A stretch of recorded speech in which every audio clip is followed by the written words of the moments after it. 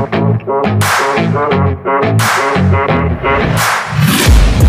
taking shots at the enemy. Isang magandang Miyerkules na naman para sa ating mga naghihintay ng update ng Kinben Book 4. Nandito na naman tayo sa ating next chapter, chapter 152. May seating capacity ang Calapan Coliseum na 5,000 persons at may nakalanding lugar sa labas na pwedeng panooran ng mga walang mapwestuhan sa loob. Mayroon kasing malaking screen na nakalagay roon na kung saan ay mapapanood nila ng live ang laro sa loob. Inilagay ito ng provincial government kung sakali mang dagsain sila ng mga manonood na yearly talagang nangyayari tuwing opening ng ligang ito. Ito ay sa kadahilanang lahat ng mga teams ay pupunta rito. Pagkatapos naman kasi nito ay sa mga kanya-kanya ng lugar magaganap ang natitirang mga laro. Wala rin kasing pasok ngayon kaya dagsa talaga palagi ang opening ceremony dahil nga sa ito ay kasabay rin ng founding anniversary ng isla ng Mindoro. Samantala, sa pagpasok nga sa loob ng dalawang pinakamalakas na koponan ay doon na nga mawala ang maingay na cheer mula sa kanilang mga supporters na kapwa ang daan ng entrada lang ang pagitan. Sinalubong nila ng malakas na pagsigaw at paghampas ng mga tambol nilang dala ang pagdating sa loob ng venue ng Calapan City Beast at ng Puerto Galera Sea Lions. Ang mga manlalaro nga na nasa loob na ng court ay sandaling napaseryoso nang makita na ang dalawang team na iyon at ang ilang pa nga rito ay napalunok dahil sa kabang ibinibigay ng mga ito sa kanila. Si Maki Romero naman ay biglang napaseryoso nang isang pamilyar na mukha kanyang nakitang nasa team ng mga nakasul na Sea Lions. Maglalaro ka rin pala, Carlo Ibanez. Mukhang mas lalong lumakas ang team ng Puerto Galera ngayon dahil sa kanya. Parang sinasabi nilang sila ang number 1 team sa ligang ito. Sabi nga ni Maki sa kanyang sarili at kasabay ng pagkakita niya sa dalawang team na iyon ay ang marahan niyang pagkagulat dahil nasa unahan pala namang iyon ang isang tila naliligaw na player ng kung anong koponan. Ang pagkakita ng mga manonood sa dalawang pinakamalakas na teams ay sandaling naudlot nang mapatingin sila sa isang player na nasa unahan ni Henrik Ramirez at Mover Flores. Sino ito? Ito ang tanong ng karamihan na manonood na hindi taga-Calapan. Pero pagdating sa mga taga-Calapan City ay bigla silang napaseryoso at bago pa man sila mapaisip ay inunahan na sila ng mga manonood na nagmula mismo sa Kanubing 1. Mendez was back! Bulalas ng mga kabarangay ni Ricky at ang mga nakapakinig nito na napanood noon si Mendez ay napalunok at seryosong pinagmasa ng player na nakaitim sa unahan ng mga taga-Calapan at Puerto Galera. Galingan mo Ricky boy! Kahit team Calapan kami ay i-cheer ka namin kapag naglaro na kayo mamaya. Sigaw nga ng mga taga-Kanubing na pinangunahan ni Manong Eddie at ni Konsehal Wilbert na kumakaway-kaway pa kay Ricky na napangiti naman ng mapatingin sa kanila. Siya nga iyon, si Ricky Mendez ng Sisa. Bulalas ng ilang manonood. Nang tanungin nga sila ng mga kasamahan nilang hindi ito nakikilala ay napakuyom nga sila ng kamao. Mas lalo nga nilang pinagmasdan ang player na may Mendez at numero 3 sa likod ng jersey. Siya lang naman ang naging dahilan kung bakit nasira ang winning streak ng CU noon na pinangungunahan pa ni Carlo Ibanez. Small but terrible. Siya lang naman ang nagawang pagkampyonin ang winless Sisa School noon. At siya rin ang naging idolo ng karamihan sa mga manlalaro ng CBL ngayon.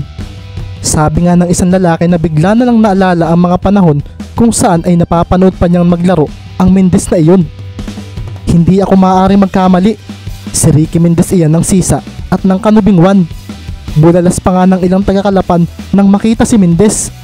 Dito na nga napaseryoso ang marami dahil sa biglaang pagtahimik ng karamihan sa mga nakasuot ng purple. Sina Mover at Hendrik nga ay napaseryoso nang makitang si Mendez ay naglakad papunta sa harapan ng malaking crowd ng mga taga-purple. Ikaw ba si Ricky Mendez ng Sisa na taga-Kanubing 1? Iyong tumalo sa team ni Ibanez doon sa CBL? Bulalas nga ng ilang nasa malapit kay Ricky. Magaling ba siya? Sino siya? Bakit hindi ko siya kilala? Hindi man lahat ay kilala si Mendez, pero ang malaking bilang ng mga taga-Calapan ay hindi makakalimutan ng manlalarong ito na nagbigay sa kanila ng kakaibang kabog sa dibdib sa bawat plays na ginagawa nito noon. Ako nga iyon, kaso sa team ng Mansali ako sasali, kaya good luck sa team ninyo. Bumalik na ako, kaya sana'y mapatawa din ninyo ako kung matalo man namin ang team ninyo. Seryosong winika ni Mendez na nagpaseryoso sa mga taga-Calapan nang marinig iyon.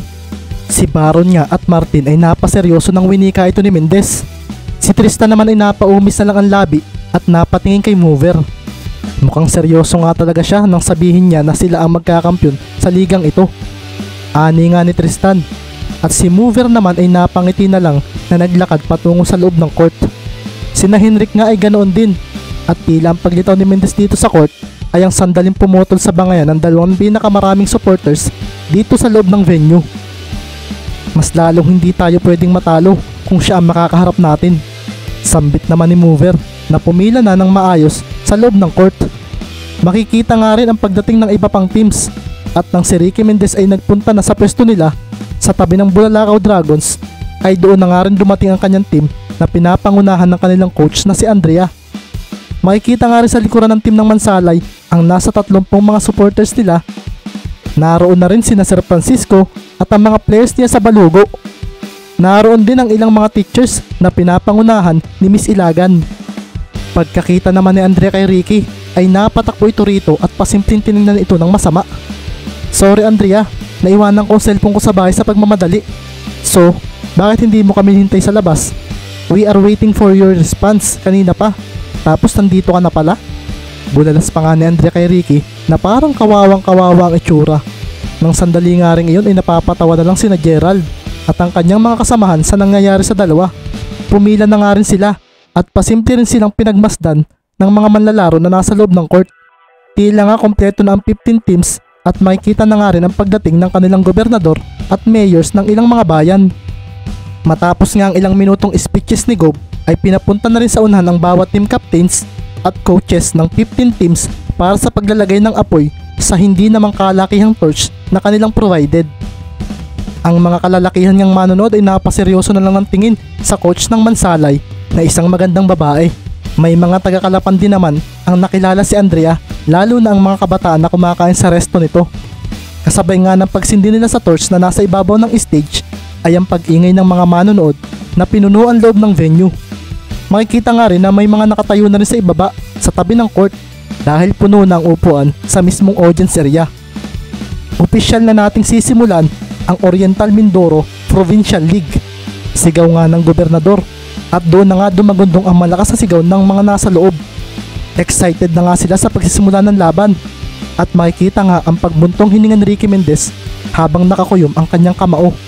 Makalipas ang ilang taon niyang pagtigil ay heto na nga siyang muli. Maglalaro na uli siya sa isang opisyal na liga ng basketball at mas matindi pa raw ito sa interbarangay dahil sa ang pinakamagagaling sa probinsya na ang kanyang makakaharap. Sandali nga rin siya napatingin sa kanyang mga kasamahan at napangiti. Mabuti na lang Sir Tuason at sumama na talaga kayo. Wika nga ni Ricky kay Carlo Tuason na nakasuot na rin ng Mansalay jersey. Mabutit na papayag na rin nilang sumali ito sa kanilang team makalipas ang ilang pagsuyo nila rito. Napangiti naman si Carlo Tuason at napatingin kay Coach Andrea. Depende pa rin sa coach kung paglalaroin niya ako. Ni minsan naman ay hindi ako napasama sa practice ninyo, sabi ni Sir Tuason at napangiti naman ang bahagya si Andrea. Habang naglalakad nga sila pabalik sa tabi dahil magsisimula ng unang laro ng liga ay may isa namang manlalaro mula sa ibang team ang seryoso naglalakad papunta sa grupo ni Rick Mendez. Makikita nga ang logo ng isang higante sa ibabaw ng salitang bako sa harapan ng jersey nito na kulay cream. Sa likuran naman nito ay makikita ang numero na 14 at ang apelyidong Dizon. Ricky Mendez! Bulalas nga ni Larry Dizon na pakiramdam ng sandaling iyon ay pinagtitingin na siya ng marami. Napahinto naman si Mendez sa paglalakad at ang mga kasamahan niya ay napahinto rin para lingunin kung saan nagmula ang boses na iyon. Kumusta na Ricky Mendez? Akala ko makikita mo agad ako pagpasok mo rito sa loob ng court. Kaso, mukhang hindi mo nakita ang heartthrob ng Bako Giants kanina. Sabi nga ni Dizon na pasimple pang sumulyap sa magandang coach ng Mansalay. Napasuklay tuloy siya ng buhok gamit ang kanyang invisible na suklay. At si Andrea naman ay napangiti ng pilit sa lalaking iyon na mahaba raw ang muka. Larry Dizon? Bulalas naman kagad ni Ricky na agad na napangiti na makita ang isang dati niyang kakampi sa Team Sisa. Nang lumapit nga siya rito ay makikita naman ang pag-atras ni Larry na parang ayaw madikitan. Oops, pre baka magustuhan jersey ko, sabi ni Larry At si Ricky naman inapatawa na lang dahil hindi pa rin daw nagbabago ang taong ito. Ikaw na ikaw pa rin si Larry, Papa P. Bulalas pa nga ni Ricky at si Larry naman ay in character pa rin. Si Andrea naman inapailing na lang dahil parang naaalala na raw niya kung sino ito. Sinabihan na nga lang niya ang kanyang mga players na pumunta na sila sa tabi. Sina Larry at Ricky naman ay iniwanan nila na parang nagkakakumustahan. Nalaman ko maglalaro ka na uli at sasali ka raw sa Provincial League, kaya namang ginamit ko ng impluensya ko sa bako at automatic na napasali kagad ako sa Bako Giants. Tsaka hindi naman sila lugi sa akin. Pagyayabang pa nga ni Larry kay Ricky. Kahit nga pinagyayabangan niya ito ay hindi niya maiwasang matuwa dahil mukhang nagbalik ng araw ang kanyang kaibigang ito. Gustong mapaluhan ni Larry dahil naaalala niya ang nakaraan niya noon sa sisa. Isa lang naman siya sa nalungkot sa paghinto ni Mendez sa paglalaro noon. Isa rin siya sa palaging namimilit dito na bumalik. At makalipas ang ilang taon ay sa wakas nakita na raw uli niya ang masayang mata ng taong ito na nawala noong huminto ito sa paglalaro. Hindi ko alam kung ano o paano nangyari, pero salamat pre at bumalik ka na uli sa basketball. Wika nga ni Larry na parang maluluha habang pinagmamasdan si Mendez. Pwede ka na pre mag-artista, parang iiyak ka na sabi naman ni Mendez at napaseryoso na lang siya nang may bolang bumulusok papunta sa kanila ng sandaling iyon. Si Ricky ay napanganga na lang dahil sa pulsa ulo si Larry Dizon na bigla na lang napaupo sa sahig na parang nagulat. Si Raulo, sino ang may kagagawa noon? Bulalas nga ni Dizon na nawala na kagad ang in-character na datingan. Sorry po, bulalas naman ng isang player na medyo payat na nakasuot ng kulay brown na jersey. Isa itong player ng Victoria Eagles. Hindi mo ba kita na may isang sikat na player dito? Sinadya mo yun, hindi ba? Angal nga ni Larry na kaagad na hinawakan ni Ricky Mendez na hindi naman malaman kung matatawa ba o hindi sa nangyari. May problema ba riyan, Kyle? Bigla namang wika ng isang 6'9" na lalaking player ng Victoria na medyo mataba ang pangatawan at naka-military cut ang gupit. Nang mapatingin naman si Larry at Ricky rito ay sabay na silang napalunok dahil parang mangangain daw ng buhay ang player na iyon kung sila ay tingnan. Wala boss, nasabi na nga lang ni Dizon na pasimpleng nagpaalam kay Ricky na siya raw ay babalik na sa kanyang team. Napangiti naman ang pilit si Mendez nang maramdamang tinakasan siya ni Larry. Napatango na nga lang siya sa malaking player na iyon at sinabihan niya ito ng magandang umaga. Hindi naman sumagot ang malaking manlalarong iyon na tumalikod na lang para bumalik sa kanilang warm-up. May isang game pa kasi bago ang laban nila sa Puerto Galera. Habang naglalakad nga palayo ang player ng Victoria na iyon ay sandali ring napatingin si Ricky Mendez sa apelyido na nakasulat sa likod ng jersey nito. Diaz number 12. Ang isa sa malakas na manlalaro pagdating sa ilalim ng basket. Sabi nila parang si Shaquille O'Neal daw maglaro ito. At kahit sinong sentro ay kaya nitong kalabawin. Magaling din siya sa hook shots at may tira rin ito sa perimeter. Mabagal siya, pero sa oras na madikitan nito ang kalaban ay isang mabigat na depensa kagad ang mararamdaman nila mula rito. Sabi nga ni Ricky sa kanyang sarili at napatingin din siya sa kabilang side ng court kung saan ay makikitang nagwa-warm up na ang mga players ng kanyang kuya Maki. Nauhan Exterminators, laban sa Victoria Eagles ang unang laban sa araw na ito. At pakiramdam ni Ricky ay isang seryosong laban din kaagad ito, lalo pat based sa kanyang pagkakaalam ay hindi lang si Diaz ang magaling sa team ng Victoria. Bago nga siya maglakad papunta sa team niya ay napasulyap ni siya sa isang player ng Victoria na may apelyidong Ferrer at numero 30 sa jersey. Ito nga yung 6'1" na point guard nila. Magaling na passer at may deadly shooting ability na hindi talaga pwedeng basta na lang iwanan sa labas. Ang Stephen Curry ng liga, sabi nila. Si Kelvin Ferrer, sabi pa nga ni Ricky. At makalipas nga ang ilang minuto na pag-warm up ay tuluyan na nga nagsimula ang unang laro ng liga. Sa pagsilbato ng referee ay siya ring pagtapo niya sa bola pataas para sa jump ball ng dalawang sentro ng Team Victoria at nauhan. Maririnig na nga rin ang cheers ng mga supporters nila at sa paghampas ng mga kamay nila sa bola ay siya ring mabilis sa pagtakbo ni Romero para sambutin ang bolang dumiretso papunta sa pwesto nila. Pero nang paparting na ito ay nabigla na lang siya nang may manlalaro ng Victoria ang humarang sa kanyang daraanan at naging dahilan ito upang si Ferrer ng Victoria ang makakuha ng bola.